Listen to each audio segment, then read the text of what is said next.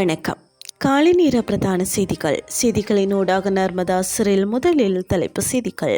நிலுவைக் கட்டணங்கள் காரணமாக நீர் வழங்கல் சபையின் கடன் 16 பில்லியன் ரூபாவாக உயர்வு.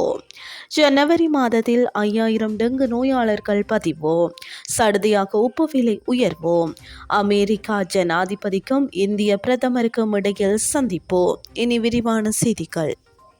சந்தையில் 400 கிராம் உப்பு பக்கெட்டின் விலை 150 முதல் 160 ரூபாய் வரை அதிகரித்துள்ளதாக கடை உரிமையாளர்களும் நுகர்வோரும் கூறுகின்றனர். 1 கிலோ உப்பு பக்கெட்டுகளுக்கு பற்றாக்குறை இருப்பதாகவும் சுட்டிக்காட்டுகின்றனர். நாட்டில் நிலவும் உப்பு பற்றாக்குறைக்கு தீர்வாக இந்தியாவிலிருந்து இறக்குமதி செய்யப்படும் உப்பை சந்தையில் வாங்கும் வாய்ப்பு இப்போது மக்களுக்கு கிடைத்துள்ளது. நாட்டில் வருடாந்த உப்பு நுகர்வு சுமார் 1,80,000 மெட்ரிக் டன் ஆகும். மேலும் கடந்த ஆண்டை பிற்பகுதியில் ஏற்பட்ட சீரற்ற காலநிலையின் காரணமாக உப்பு உற்பத்தி வேகமாக குறைந்துள்ளது. எதிர்பார்த்த அளவு உப்பு உற்பத்தி செய்ய முடியாமல் போனதால் நாட்டில் உப்பு பற்றாக்குறைக்கு ஒரு தீர்வாக 15 ஆண்டுகளுக்கு பிறகு உப்பை இறக்குமதி செய்ய அரசாங்கம் தீர்மானித்துள்ளது.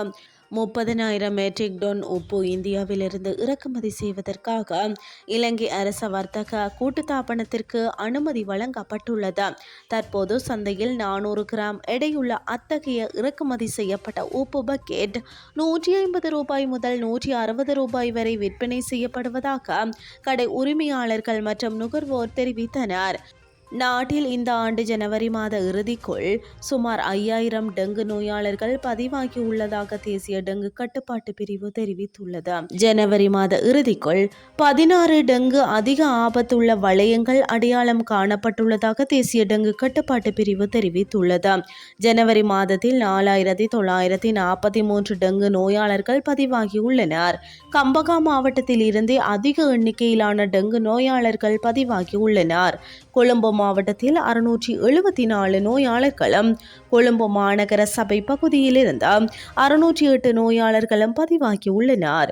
காலி மாவட்டத்தில் 315 நோயாளர்களும் கண்டி மாவட்டத்தில் 303 நோயாளர்களும் மட்டக்களப்பு மாவட்டத்தில் 278 நோயாளர்களும் யாழ் மாவட்டத்தில் 201 நோயாளர்களும் பதிவாகியுள்ளதாக தேசிய டெங்கு கட்டுப்பாட்டு பிரிவு தெரிவித்துள்ளது.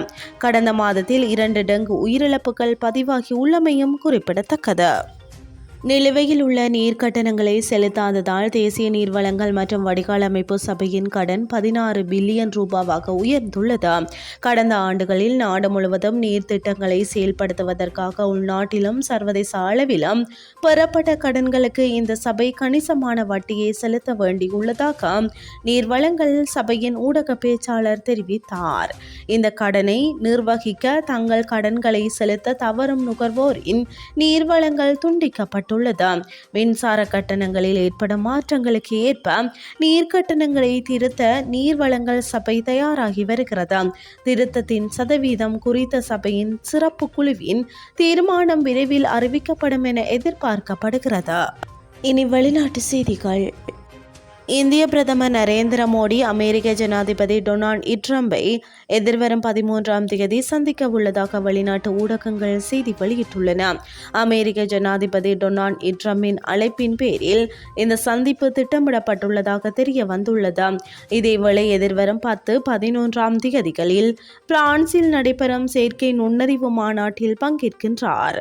அதன் பின்னர் எதிர்வரும் 12ஆம் தேதி வாஷிங்டனுக்கு பயணம் மேற்கொள்ள உள்ளதாகவும் வெளிநாட்டு ஊடகங்கள் செய்தி வெளியிட்டுள்ளன.